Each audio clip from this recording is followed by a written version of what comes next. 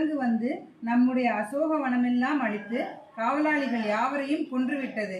அதில் நாங்கள் மட்டும் உயிர் தப்பி வந்தோம் என்று சொல்ல கேட்ட ராவணனுக்கு கோபமும் சிரிப்பும் உண்டாகி, ஒரு குரங்குக்கு இவ்வளவு திராணியம் உண்டோ என்று கேட்கிற பொழுது, சுவாமி, அதை குரங்கென்று அற்பமாக எண்ணலாகாது, மும்மூர்த்திகளும் அதற்கு இணையாக மாட்டார்கள் என்று சொல்லிக் கொண்டிருக்கிற பொழுது ஆஞ்சநேயர் அங்குற்றவர்களின் நெஞ்ச திடுக்கிடும்படி அட்டகாசம் செய்து ஆர்ப்பரித்தார்.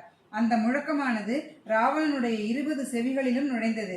அப்பொழுது ராவணன், இதென்ன ஆச்சரியம், ஒரு குரங்குக்கு இவ்வளவு பலமும் சாமர்த்தியமும் இருக்கிறதா என்று பெருமூச்சு விட்டு மிக்க கோபாக்கனையுடன் பக்கம் நின்றிருக்கின்ற ஜம்புமாலியை நோக்கினான்.